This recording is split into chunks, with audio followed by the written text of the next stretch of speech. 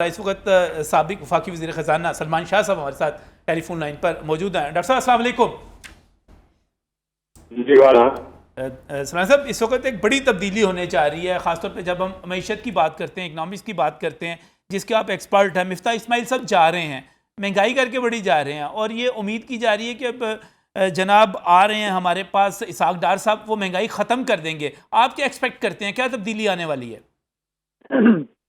देखिए, तब्दीली तो कोई ख़ास नहीं आनी, क्योंकि आपका एक प्रोग्राम चल रहा है प्रोग्राम, और उसको आपको चलाना पड़ेगा, और जो भी उसके अहदाफ हैं पूरे करने पड़ेंगे। अगर नहीं करेंगे तो वो प्रोग्राम डिरेल हो जाएगा, तो वो एक बड़ा नुकसानदेह चीज़ है। सो आई थिंक एक तो हमें ये देखना चाहिए कि डिसकंटिन्यूटी जो है मिफ्ता साहब की, वो अगर फारग किया गया तो वो एक अच्छा सिग्नल नहीं है as far as the IMF is concern.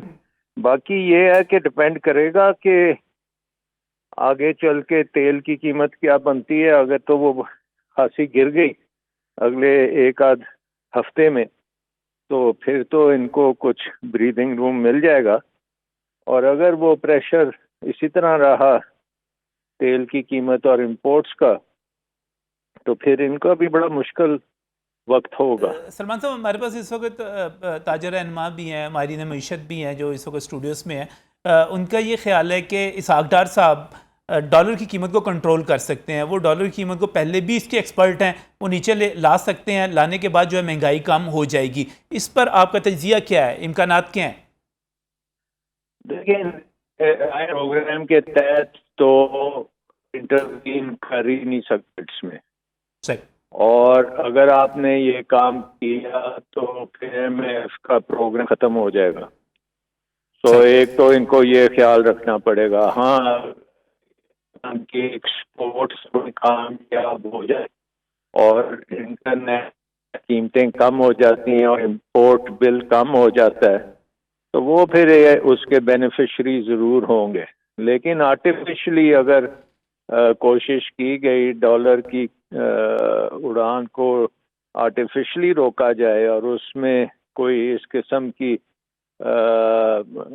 काम किया जाए कि फिक्स्ड एक्सचेंज रेट की तरफ हम जाएं और उसके पीछे फिर कोई डॉलर्स खरीदे जाएं कहीं से और उनको बीच में डाला जाए, तो वो तो बड़ा मुश्किल काम है, वो नहीं हो सकता। सर, आप बड़ी बात कर रहे हैं। आप कह रहे हैं कि मिफ्ता साहब को रुखसत करने और इसहाक डार साहब को लाने से IMF जो है वो नाराज़ होगा, इससे खुश नहीं होगा।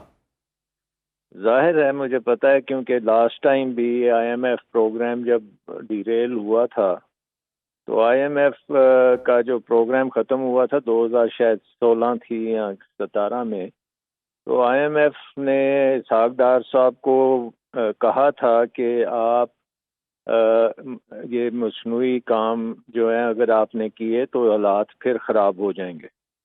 तो वो हिस्ट्री तो है सामने, और उस वक़्त की अगर आप IMF की रिपोर्ट्स देखें, वो बड़ी क्लियरली उन्होंने बताया है कि एक्सचेंज रेट के बारे में उन्होंने बताया, कर्ज़ों के बारे में बताया, वो सारी चीज़ें उनके सामने हैं।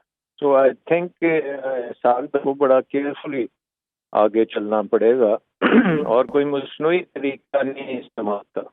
बहुत बहुत शुक्रिया, बहुत बहुत शुक्रिया डॉक्टर सलमान शाह साहब हमारे साथ। जो बड़ी अहम वो कह रहे हैं जी, IMF जो है नाराज़ हो जाएगा अगर आप ये नईम मीर साहब की तरह, जिस तरह वो कह रहे हैं कि अगर आप डॉलर को कंट्रोल करने की महारतें दिखाएंगे तो IMF नाराज़ हो जाएगा। और आप कह रहे थे कि इस वक्त जो है स्टेट बैंक भी आज़ाद है, उसका अपनी जगह पर रोल है, IMF का किरदार अपनी जगह पर जो है वो चल रहा है, प्रोग्राम चल रहा है। और तीसरा नुकता देखें, तीसरा जो इशू है कि ये गवर्नमेंट कॉन्स्टिट्यूशनली साल कुछ महीने की है, तो वो स्पेस ही नहीं है जिसमें इसहाक डार साहब इन्वेस्टर्स को कन्विंस कर सकें कि उनकी पॉलिसीज़ बड़ी शानदार हैं। और ये तो इशू एक्सपोर्ट और इंपोर्ट का है ना जी। वो कहते हैं आज इसमें एक बात, शेयर पे 90 पैसे गिर गया। वो एक बात मैं अंडरलाइन कर दूँ जी, वो ये है कि मिफ्ता साहब इसलिए नहीं गए कि उनकी कोई गलत पॉलिसीज़ थी, इसलिए गए कि वो पार्लियामेंट के मेंबर नहीं हैं।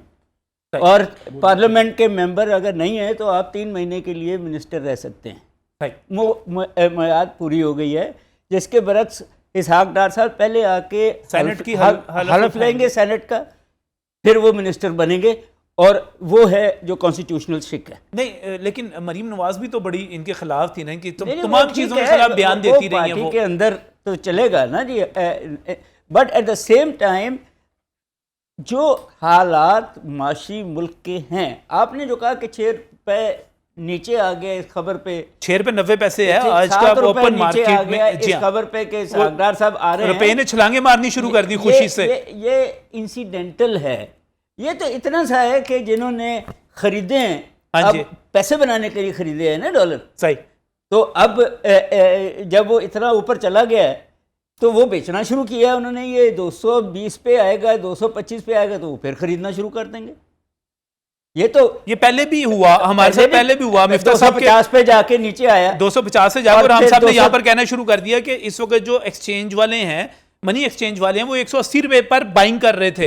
हम कहते रहे कि 180 पे बाइंग हो रही है, 200 पे हो रही है, 202 पे हो रही है, तो ये फिर वापस जो है चला गया। लिहाजा आप कोई इतने ज्यादा ऑप्टिमिस्टिक नहीं है इस चीजों से सर। जब तक आप इंपोर्ट सब्स्टिट्यूट्स तेल अपने बिजली जो है अपने जराए से बनाएं, बसें चलाएं, जब तक खुद लंबी बातें कर रहे हैं आप, लंबी बातें नहीं होते, मगर मुल्क चलाना है ना, मुल्क चलाना है। चलें इसको छोड़ें, एक्सपोर्ट्स फ्लड आया हुआ है, ना आपके पास रॉ मटेरियल है, ना आपके पास चावल और नवाज लीग सारी खुश है इसहाक डार के आने से, आप मनफी बातें किए जा रहे हैं। मुबारक हो उनको के आ गए, मगर पूरी नवाज नून लीग में इसहाक साहब ही हैं।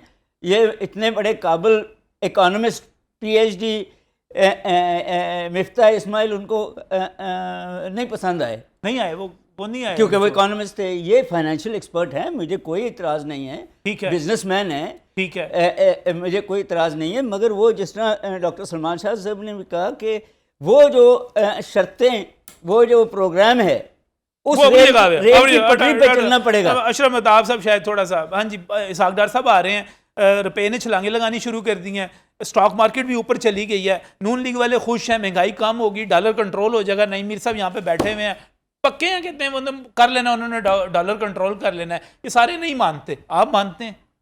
थ्रेट तो है किस चीज़ का? डार साहब का थ्रेट तो मादी में भी रहा है, अब भी है।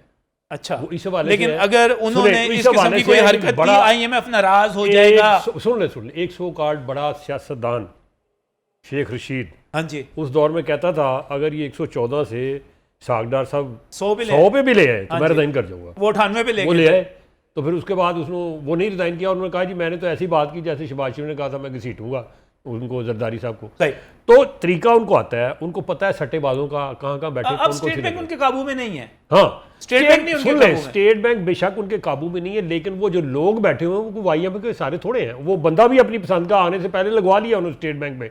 जो गवर्नर स्टेट बैंक है, ये इसहाक डार का बहुत ज्यादा पसंदीदा आदमी है।